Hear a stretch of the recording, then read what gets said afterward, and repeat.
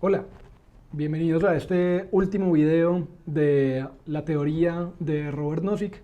Hemos visto entonces en los dos videos anteriores quién era él, en qué contexto estuvo, cuáles eran las características principales de su teoría. Vimos también cómo es que él entiende el estado de naturaleza y hay que tener muy en cuenta eso para poder entender el segundo video en donde hablamos sobre el surgimiento natural que él plantea sobre el estado en sí mismo, el estado que va a defender como un estado mínimo. En este video vamos a terminar sus ideas, vamos a ver entonces cómo Robert Nozick responde a algunas de las críticas que más comúnmente se le podrían hacer a este tipo de defensas de justicia. Él no era como ingenuo y tenía muy claro quiénes eran sus detractores y sus aliados, entonces va respondiendo a muchos de los posibles contraargumentos que se le presenten. Así que comencemos con este último video. Bueno, las objeciones y sus respuestas. Frente a estas ideas, fácilmente uno podría decirle a Nozick, uno podría decirle a Nozick que los impuestos no son tan malos como el trabajo forzado. Este tipo pues diciendo que es que el trabajo, los impuestos es lo mismo que el esclavismo y demás, pues tampoco tan dramático. Siempre uno en un trabajo, en un tipo de como de organización social que te cobre según tu trabajo, uno puede elegir trabajar un poco menos para pagar unos impuestos menos, pero en la esclavitud pues nunca hay esa elección. En el trabajo forzado uno no puede elegir trabajar menos para pagar menos, son cosas distintas. Aún así, Nozick va a responder, pues finalmente los daños siguen estando ahí, la libertad de los individuos sigue siendo violentada, se le sigue eliminando los derechos individuales a las personas por un supuesto bien mayor, pero esto no es entonces como aceptable en su línea de pensamiento. Sigue siendo una violencia y una ruptura con las libertades individuales que era su bandera inamovible. Alguien más podría salir rápidamente y decir, no venga, pero es que los pobres necesitan más estos recursos, los pobres necesitan más este tipo pues estos dineros, estos programas. Misma respuesta. Puede haber un Robin Hood, puede ser que es que un Robin Hood que le robe a los ricos para darle a los pobres, ese Robin Hood va a seguir violentando los derechos individuales, va a seguir haciendo algo ilegítimo. La solución para Nozick no va en legitimar la ruptura de los derechos a la libertad, a la propiedad y a la vida, va a ir en la línea de pues, veamos si hay una justicia en la adquisición, veamos si hay una justicia en la transacción, si eso está bien, se respeta, si no está bien, lo reorganizamos a través de la compensación. Alguien más diría que el éxito de algunos miembros hace que adquieran una deuda con quienes contribuyeron para que fuera posible. Alguien diría, venga, pero es que Bill Gates llegó a donde llegó porque todos aportamos digamos que este sea el caso, no estoy seguro, pero todos aportamos para financiar esa educación pública a la que él fue y en la que aprendió. Todos financiamos las carreteras que él usa, todos financiamos el servicio de salud y demás que sus trabajadores utilizan. Entonces él tiene la responsabilidad de contribuir más, de pagar más. Ahí él diría, pues cada una de esas personas, esos son dos casos distintos, si las personas que ayudaron en su educación fueron pagadas por su trabajo en ese momento y los trabajadores que él está pagando a sus trabajadores y sus trabajadores verán si utilizan su dinero para pagar un seguro médico o si lo utilizan para remodelar su casa o si lo utilizan para un viaje con su familia. Ellos deben ser libres de dirigirlo como quieran. La única obligación que él tiene es retribuirles a sus trabajadores por su trabajo, pero no pagar más por ellos. Ellos mismos decidirán qué es lo que deben hacer. Asimismo, vamos a ver que hay otra serie de críticas y planteamientos. La más exitosa de ellas es la de John Rawls, que sigue sin poder resolverse, esta idea en la que tanto lo nutrido como lo natural es arbitrario, es completamente dependiente de la suerte. Uno no elige de dónde nace, ni uno elige qué cualidades intelectuales y físicas tiene al nacer. Entonces, no podríamos, diría un crítico, no podríamos justificar que que estas condiciones del libre mercado sean las únicas que entren en juego. Tenemos que resolver esas cosas iniciales. Robert Nozick no tiene cómo resolver muy bien esta crítica, además de señalar lo riesgosa que es, lo peligrosa que es, la idea en donde pues finalmente entonces no somos dueños de nada de lo que hacemos, sino que todo lo que vivimos, construimos, pensamos, somos, es solamente un producto de la mera suerte y ya, pero no hay una respuesta como conceptual y teórica fuerte al respecto. Ahí lo que hace Nozick entonces es presentar una historia muy fuerte, muy poderosa, que logra persuadir a muchas personas para que se vayan a su lado en vez del lado de Rawls. Él dice que hay una historia en la que los políticos e ideólogos tradicionalmente de izquierda han señalado que es un problema del mercado. Él dice que esas personas cuentan una historia en donde las transacciones que se dan en el status quo, en el orden establecido, siempre son injustas, que no todas las partes tienen la misma información, que hay una desigualdad de poder. Y él dice, bueno, ellos hablan normalmente de estos planteamientos, pero finalmente, si las desigualdades son producidas por transacciones voluntarias, no hay problema. Si usted firmó un contrato, si usted aceptó un pacto, es porque usted se está viendo beneficiado, usted está eligiendo su propia vida, usted está eligiendo qué hacer con su pensamiento, con su propiedad, con sus horas de trabajo. Y pues, en la imagen, a quienes él critica, como los pensadores de izquierdas, estarían diciendo, claro, ahí está este hombre de negocios, también vestido, con un contrato basura, ofreciéndoselo a un pobre golpeado que no tiene más posibilidades que firmarlo y aceptar. Entonces, ¿cómo vamos a decir que esto es justo? Nozick va a decir, claro que lo es, esto es maravilloso, eso es justo. Esa persona va a estar aceptando un contrato, esa persona va a estar mejorando su calidad de vida, va a estar pudiendo mejorar un poco sus problemáticas que lo tienen así tan lastimado, y no vamos a estarle poniendo un montón de trabas a esos hombres de negocio para que abran más mercado para más personas.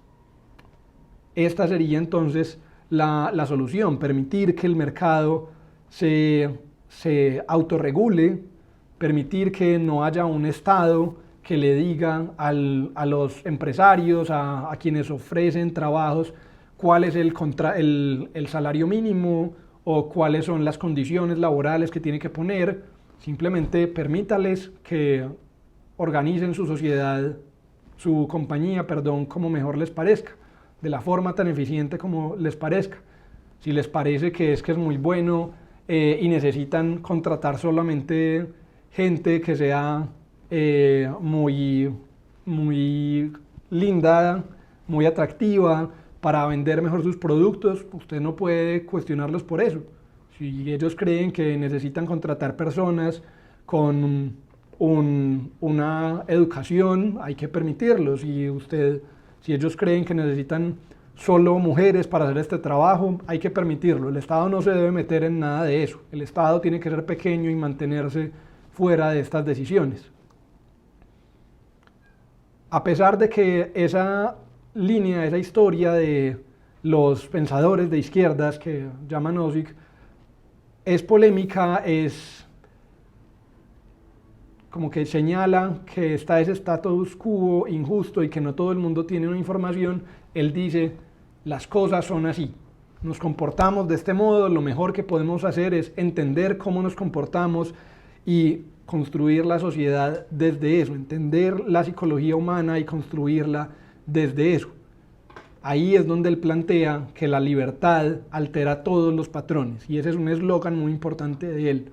Ponga cualquier patrón, ponga una idea cualquiera de estado social, como lo planteaba Rawls, o como lo planteaban los utilitaristas, o como lo plantean unos conservadores hablando de unas legislaciones morales. Pongan lo que quiera, y si usted pone la libertad, se va a alterar ese patrón. Si usted pone la libertad en juego y que las personas sean realmente libres, así como lo definía él, ese tipo de patrones se va a alterar. Siempre los patrones dependen de las intenciones de quienes los han elaborado. Siempre los patrones de justicia están eliminando una parte de las libertades individuales porque están poniendo algo que es lo bueno sobre tus derechos individuales, sobre tu libertad. Si se pone lo bueno para la sociedad sobre tus libertades, necesariamente se va a estar haciendo algo ilegítimo.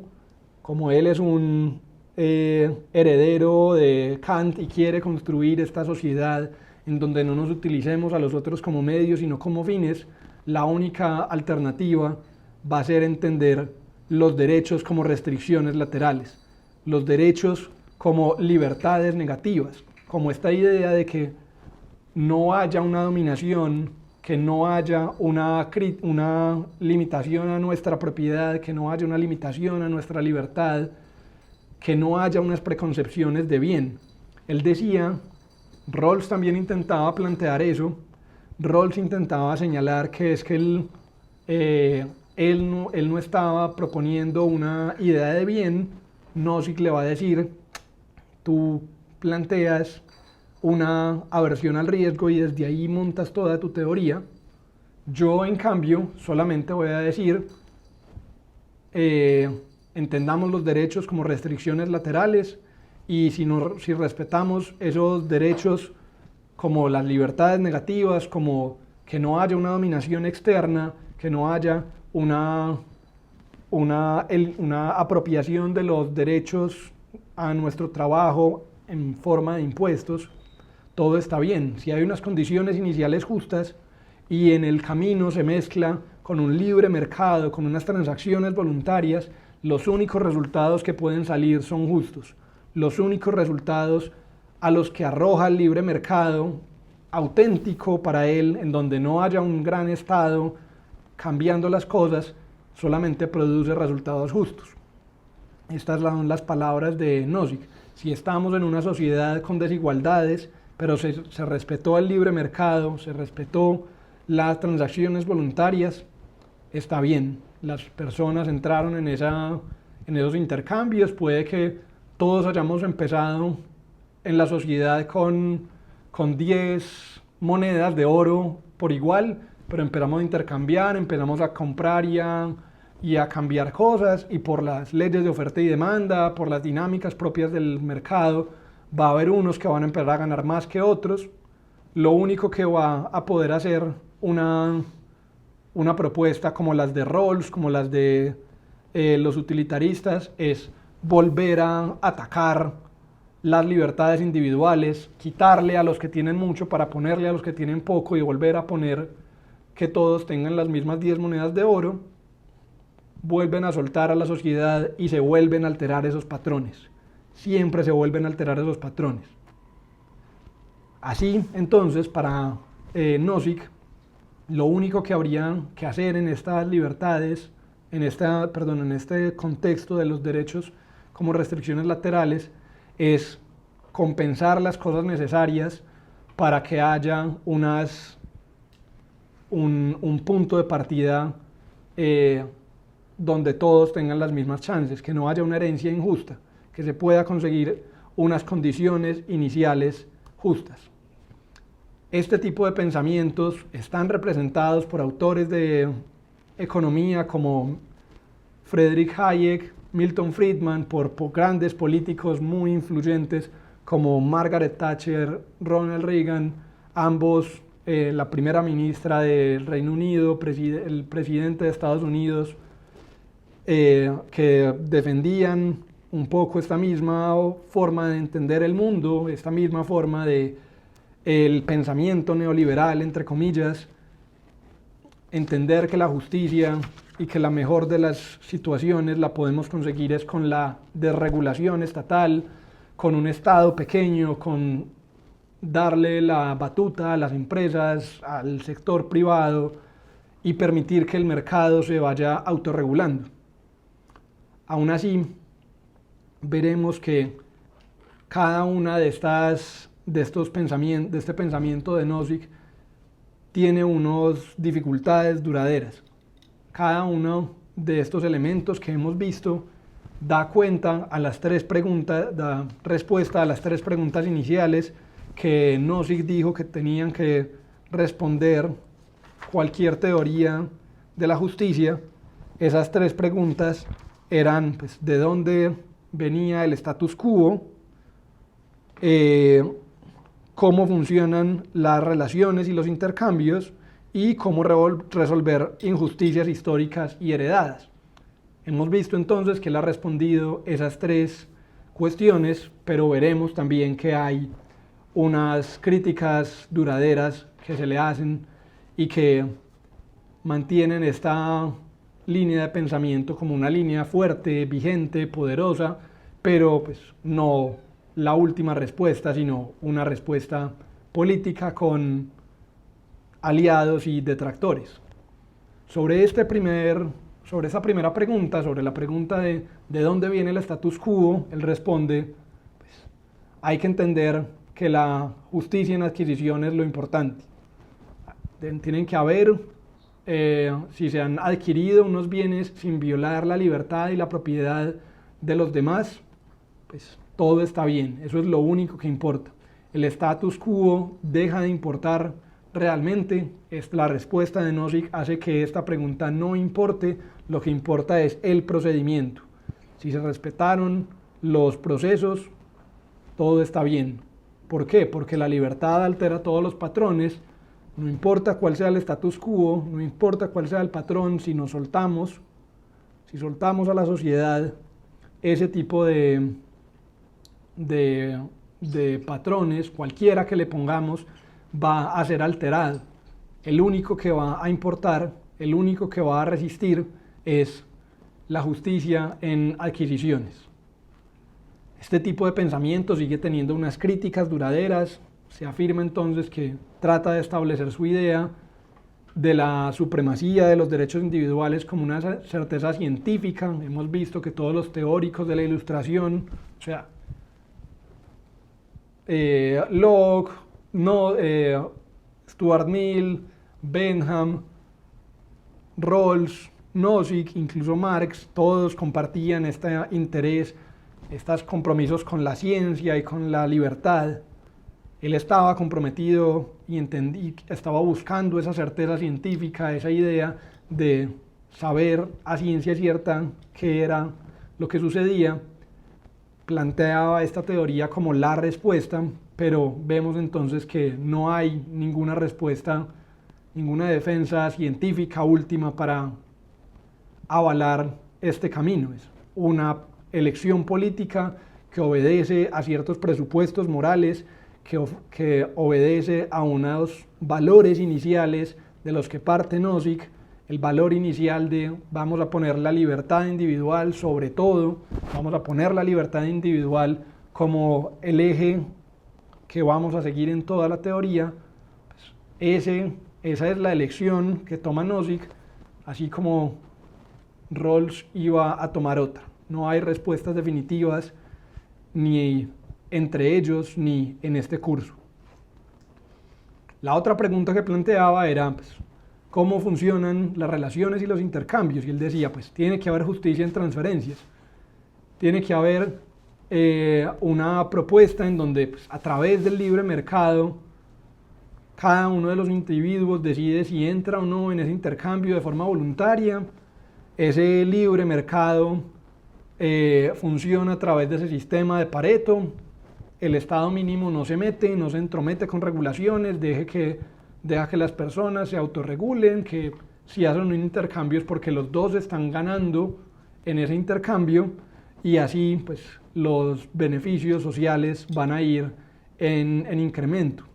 Aún así, Nozick nunca logra responder sólida y fuertemente la crítica sobre pues, cómo es que no entramos a estas transacciones de forma voluntaria, cómo es que no tenemos la información completa en las interacciones, no toma en consideración la forma en la que el poder se representa y se ejecuta, se muestra en estos intercambios. No tiene en cuenta cómo hay un tipo de intercambio en donde lo único que yo puedo hacer es aceptar, así no quiera.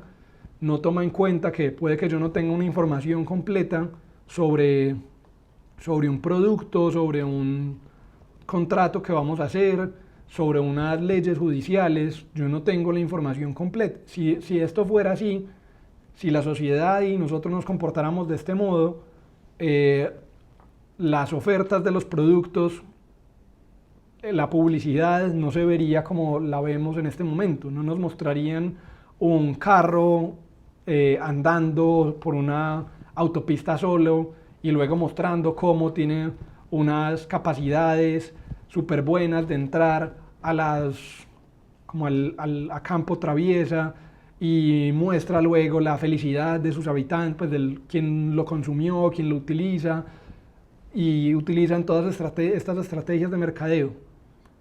Estas estrategias de mercadeo no están apelando a nuestro ser racional que está tomando una decisión completamente informada. Pues, si fuera así, las publicidades tendrían que decirnos cuántos caballos de fuerza tienen, cuál es la atracción que tiene, cuál fue el incremento marginal que tiene este nuevo producto con respecto a su competencia, y eso no funciona de ese modo, y Nozick no logra entonces responder a esas preguntas. Habla del mercado como si fuera un asunto pues, bastante frío en donde tomamos decisiones exclusivamente racionales y la misma economía del comportamiento, así como todos los procesos y desarrollos de la publicidad señalan que eso no es así. Y finalmente, en el último de los puntos, Nozick nos plantea que la forma de resolver las injusticias históricas y heredadas es a través de la compensación, a través de esta idea en donde nos van a poner nuevamente en una curva de indiferencia en donde estuvimos, el mercado y la organización nos va a poner en unas condiciones iniciales que mezcladas con el libre mercado y las transacciones voluntarias solo pueden tener como resultado resultados justos. Si hablábamos de la redistribución, teníamos un montón de problemas, decía él, el mercado deshacía esa redistribución y había que volver a violentar los derechos individuales de las personas para volver a tener esa igualdad.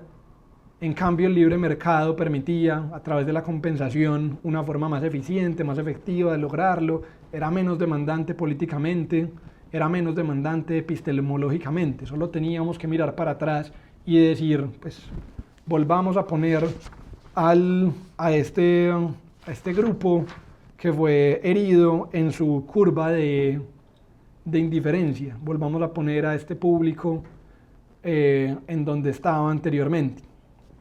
Aún así, las críticas que se le hacen a esta respuesta se mantienen también, afirmando que esta idea de la compensación prueba o demasiado o muy poco. Prueba o más de la cuenta o menos de la cuenta. Si el Estado siempre está en este proceso en el que fuerza a consentir a los independientes, en el que obliga a los independientes a entrar a su organización porque los otros, la mayoría, tiene un miedo de salir herido, pues, ¿qué hace eso? ¿Qué hace ese miedo a salir herido diferente a otro tipo de miedo? ¿Por qué no entonces hablar si hay un miedo al hambre? ¿Por qué no plantear también unas políticas para luchar contra ese miedo al hambre? O si hay un miedo al desempleo o a una enfermedad brutal, ¿por qué no poner unas políticas para enfrentar esos miedos? Aquí entonces la crítica que se le da hacia Nozick es: usted con esta idea de compensación tiene una de dos opciones: o acepta que eso no es una buena razón para decir que es que está bien que incluyamos a los independientes a la fuerza, o acepta que su lenguaje de compensación lo único que es un lenguaje diferente, pero que habla de lo mismo que de lo que habla la redistribución. Lo único que está haciendo es hablar con otras palabras, pero que está legitimando y aceptando que haya un montón de organizaciones, de impuestos, de aportes para enfrentar esos miedos sociales. Estaría aceptando o mucho o muy poco. Además, como si no fuera suficiente, esa idea en la que supuestamente es menos riguroso, menos demandante epistemológica y políticamente, es completamente falsa. Esta idea de que solo por mirar atrás y ya solucionamos el problema antes, genera un montón de dificultades. ¿Hasta qué tan atrás miramos? ¿Hasta qué tanto nos tenemos que devolver para encontrar qué es esa injusticia heredada que tenemos que saldar? Hay un montón de historias en donde, pues, luego de la Segunda Guerra Mundial, con la Unión Soviética fuerte, cuando cae la Unión Soviética en la Guerra Fría, pues al final de la Guerra Fría, los herederos de los zares, del imperio zarista, salieron a decir: es que lo legítimo es que nos devuelvan el Estado a nosotros, que nos fue quitado ilegítimamente. Asimismo, hay otro montón de personas que salieron a decir: es que antes de los zares había otros poderes y tendrían que ir a esos poderes. O qué pasa con enfrentamientos históricos tipo Israel-Palestina. Este enfrentamiento de las dos naciones ha sido tan constante porque ambas insisten que históricamente son las que tienen el derecho a esa tierra, y entonces una se va a 50 años y después la otra se va a 70 y otra a 100, y después acabamos en ese camino. Es en el 2500, ¿cuál era el pueblo que estaba ahí? En el 2500, hace 2500 años, ¿cuál era el pueblo legítimo dueño de ese territorio? ¿Cuáles son los legítimos dueños entonces de cualquier tierra de América? Hay siempre entonces en esta mirada retrospectiva mucha más demanda política, mucha más demanda epistemológica, muy contrario a lo que Rawls, a lo que Nozick consideraba inicialmente. Por último, y para terminar en una nota como un poco oscura y dramática, este tipo de pensamientos, a pesar de los costos que tiene, sigue siendo muy, muy persuasivo, sigue siendo muy interesante entender que necesitamos un Estado pequeño, que las cosas tienen que estar privatizadas, que cada uno es el que elige a dónde pone sus ganancias, y que el Estado solamente debe estar ahí para defender las fronteras, defendernos de nosotros mismos y soportar un Estado, una organización judicial. Esto sigue siendo muy, muy interesante. El último de los cuestionamientos que les quiero dejar es este. Esta defensa radical de los derechos individuales, de la libertad individual a toda costa, no es tan fácil de aceptar, a pesar de que uno acepte este tipo de pensamientos sociales planteados por Nozick. Para poder justificar por completo que somos 100% autónomos, dueños de nosotros mismos y que nadie ni nada tiene ninguna autoridad sobre nosotros, habría que tener una posición favorable a todas estas situaciones sobre el polémico caso de la venta de órganos. Si yo soy libre y autónomo por completo, yo tendría que poder comprar y vender órganos sin ningún problema, y no solo para resolver problemas médicos, sino para adornar mi sala. Eso estaría bien, no me pueden cuestionar por temas morales ni nada parecido, pero además tendría que ser también permitido que yo venda las partes de mi cuerpo, incluso si eso tiene como consecuencia una muerte segura, de que yo muera seguramente por hacer esa venta de mis partes. Tendría que ser completamente legítimo que yo diga, mi familia está pasando problemas, yo voy a ir a vender mi corazón y mis pulmones porque es que ellos están muy embalados y no hay nada más que yo pueda hacer. No podría haber ningún tipo de Estado que legitime, que de forma legítima prohíba este tipo de acciones. Finalmente, también tendríamos que ser dueños de nosotros mismos, tendríamos que, con la información y con el consentimiento, aceptar que un caníbal compre nuestro cuerpo y nos parta trocito a trocito para comernos, para cocinarnos lentamente y comernos a lo largo de un tiempo. Si nosotros aceptamos ese trato plenamente informados, todo está bien y no habría nada que hacer para prohibirlo.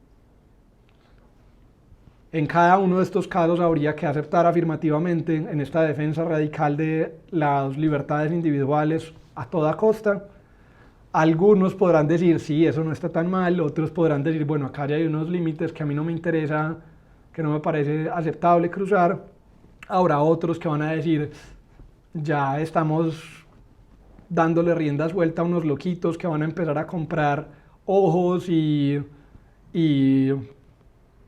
corazones de bebés y pedazos de riñones y cosas para adornar su sala. Otros que van a empezar entonces a ser asesinados para vender sus órganos, y vamos a generar un problema mayor porque no va a haber un control sobre ese tema, pues, o vamos a estar aceptando que una persona con problemas mentales acceda a que un loco se lo coma, pero es porque la primera persona necesitaba un cuidado especial y no estaba en sus cabales.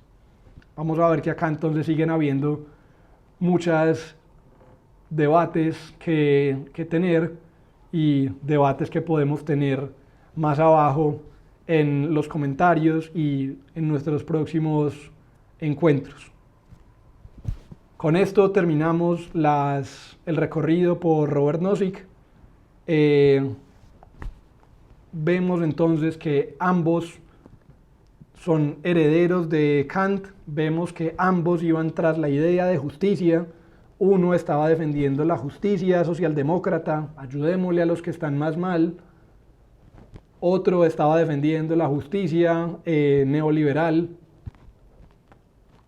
solamente con el libre mercado es que podemos, y sin regulaciones, es que podemos llegar a los resultados justos. En la próxima sesión vamos a empezar a ver unos autores distintos. Vamos a cerrar aquí la etapa del contrato social y comenzaremos con un ciclo que hemos llamado Anti-Ilustración, un ciclo en donde vamos a ver a 3 autores, Aristóteles, MacIntyre y una serie de autores del conservadurismo. Estas 3 líneas nos van a dar un camino diferente a los usuales que hemos visto. Nos van a estar hablando de la justicia, del telos y de la virtud. En próximas sesiones nos vemos. Les agradezco mucho la atención y hasta pronto.